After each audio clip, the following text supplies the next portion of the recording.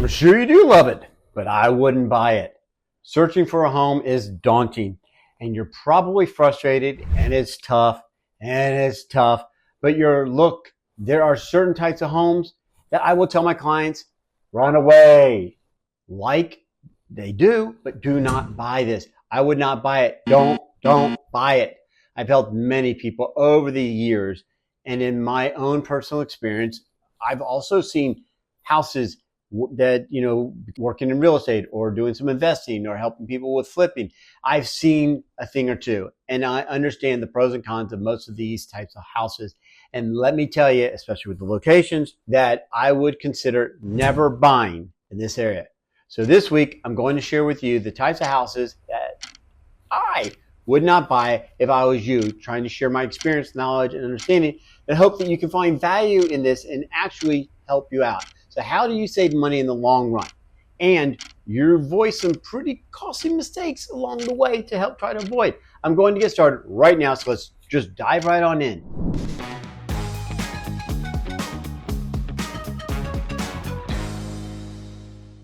Do you have any questions, comments? Feel free to drop them down below. And even if you disagree, which there's many who might, for whatever reason, let me know. I'd love to hear your thoughts and your comments. So the first home that I would never buy are homes that are over 100 years old. I truly love the architectural, the structural designs, the features.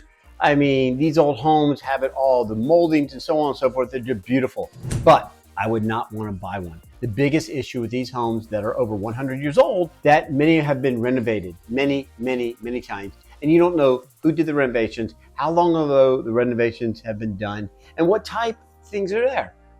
How old is the electricity? What's going on with the plumbing? Back in the day, with the plumbing, there were lead pipes. There's too many unknown variables that will bite you in the ass. And with this being said, there's too many potential problems that you don't know about, that what's going on behind the walls. I would never recommend for someone to buy a house that's 100 years old or more. Do you have any idea what it's going to cost to rewire the entire house? Pull out the old electrical and make sure that the new electrical is running correctly, that it has the right wiring, that it's a 3-prong, and so on and so forth. Make sure there's no fires that are caused by it. How long ago was it replaced? Was it 30 years, 40 years, 50 years, even, more original? We don't know. And it's going to cost a lot of money to replace and do this thing done correctly and brought up to code for what it is today's standard. A lot of the older homes have laundry chutes. They have the dumbwaiter. They have steep staircases. They're also very narrow staircases. Non-working fireplaces. And if you have children, be careful. These areas are serious safety hazards for them. So if you do have a young family and you're strongly considering, looking at, what's going on with an older home, be careful about these little areas, because these things are what's going to hurt you in the end.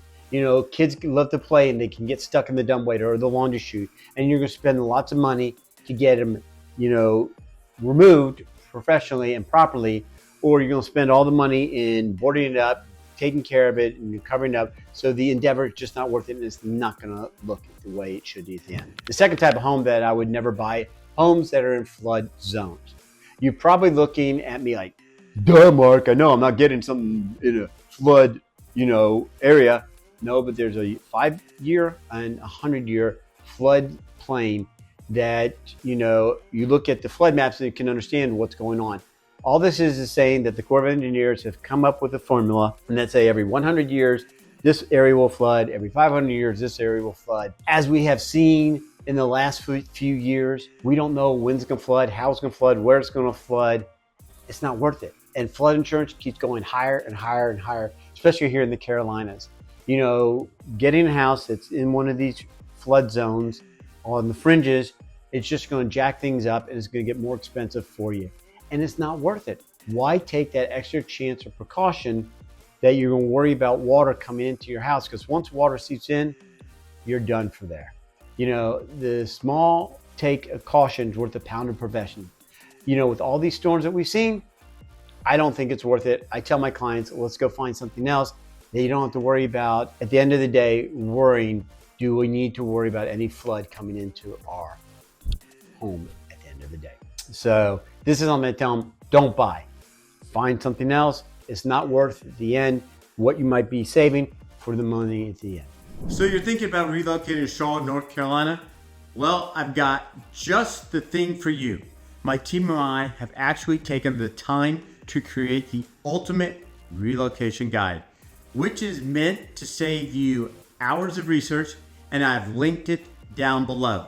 From top employers, the best hospitals, and a boatload of other things that you need to know before making the move here to Charlotte. The best part is that its guide is 100% free. That's right, you heard me, you're right, 100% free. Just click the link in the description or the top pinned comment. Hope that helps. Look forward to talking to you soon. Number 3, homes with underground oil tanks. You know, even the ones that they say they've been decommissioned and the oil tanks are safe and fine, hear me out on this one. Stop. Don't take that chance. Yeah, the oil tank can be filled with sand and so on and so forth. I mean, there's plenty of them that have been here in the Carolinas. You see it, North Carolina, South Carolina. You know, be careful because you got to understand what's going on in your specific county. Understand the rules and regulations of where you live and, you know, making sure that they're decommissioned oil tanks correctly. You know, basically all the oil tank is supposedly been removed from that tank, and then it's either filled up with sand and or taken out of the ground and removed. Well, the biggest issue is, you know, making sure the permits were pulled correctly and that the soil has been tested, though. But the problem is, you know, oil is a liquid. And what happens with liquids? They start finding ways to move through the soil and contaminate it. So if it goes from one area, it contaminates to another area, but you don't know that, and they only looked at the one area, and then you have contaminated soil, it's a long, difficult process to get it taken care of. And it gets very expensive. You know, because once you go down this rabbit hole, you're going down the rabbit hole. So there was a crazy story I recently heard that a homeowner bought a house a few years back during the COVID chaos, and they went without an inspection. They bought a house that had a tank on it. The tank had leaked at some point in time, and it cost them hundreds of thousands of dollars to remediate all the soil. No joke. You know, to me, that's a lot of excess money. Number 4. The type of house that I would never buy is a house that has been flipped by an LLC. I understand in mind people are trying to get their hands involved and going in, you know, making money and being able to flip houses and do it as a living. Make sure it's a quality company that's doing it well and not just turning the dog and trying to get that beauty queen. You can't put lipstick on a pig. You know, these guys go in, they do it very inexpensively, and you can tell crown molding is not done correctly. Paint is slapped on very quickly. You know, light switches are sprayed over. Certain objects that shouldn't be painted are painted. You know, if you don't understand because they're not managing their subcontractors correctly and they're just coming in doing a quick, poor job and the house is being quickly flipped, you're going to have problems more and more than you're going to realize.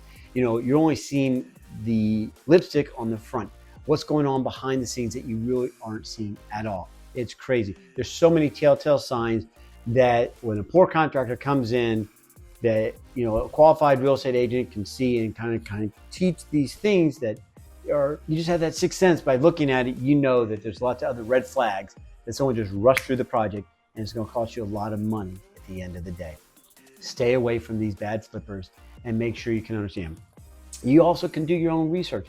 Go online, look at the third-party websites, and you can dig in and see how old the home is, how many different homeowners there were. Was the last homeowner, you know, only had it for 2 to 3 months, and before that they had it 10, 15 years? Then you know it was a quickly turned over flip, and there's probably going to be lots of problems behind it. These are things that I would stay far and clear away from. Now, if it's a 6-month, 9-month flip job, then you know they took the time, they did things correctly, they checked the electrical, they checked the plumbing, they check, you know, structurally that it can be sound and that it's going to be beneficial to you. Now for the question of the day. For those of you who are thinking of moving to the Charlotte area, where are you moving from? And what's the main reason why you are leaving? Is it banking or is it manufacturing?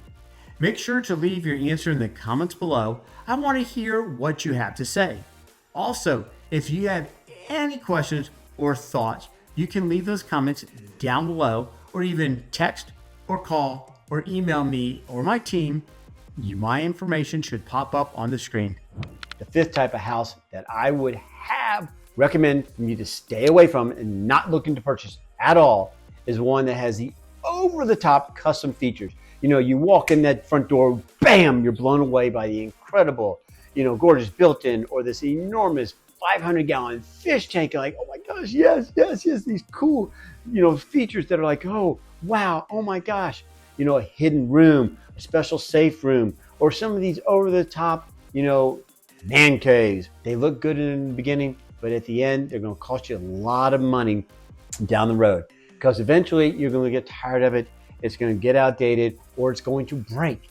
And when these things go wrong, that's when the money starts to disappear.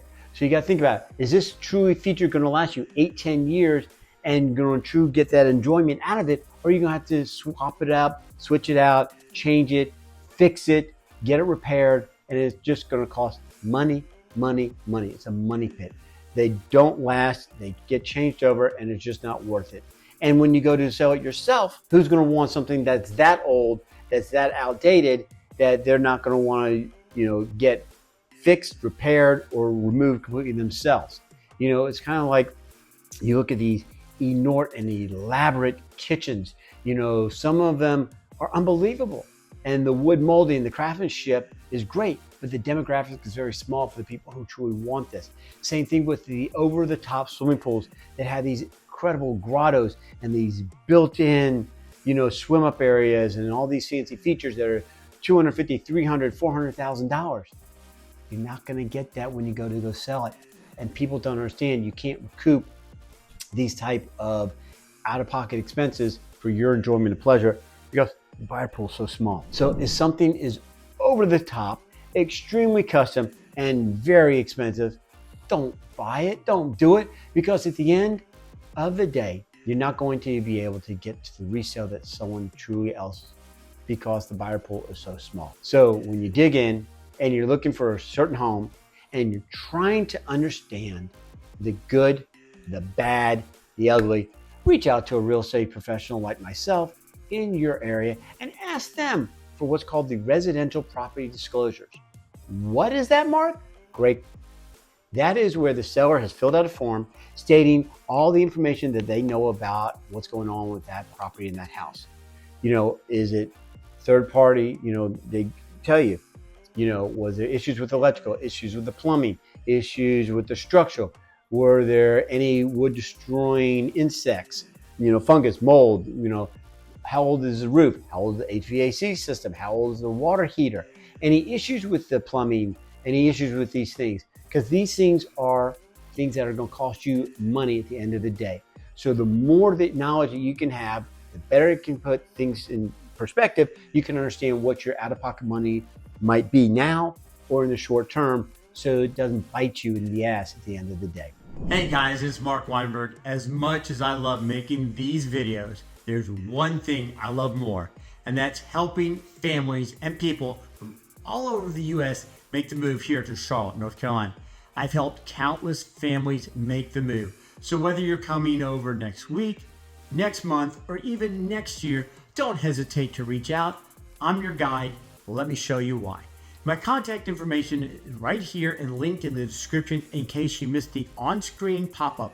I look forward to helping you and your family make the move to Charlotte. These are things that I want to make sure that all my clients understand when they're going to look for a home to buy themselves, so they can truly understand it all.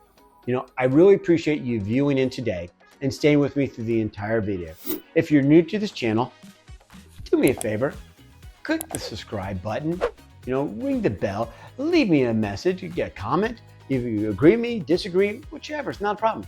And also don't forget, if you're outside of our city and you're in a different area, let me know. I got a great referral network. I can reach out to one of my buddies in the part of the country, let them help you through the process, because they're going to take as good care of you as I would to make sure that you find the right house at the right time, the right place for yourself.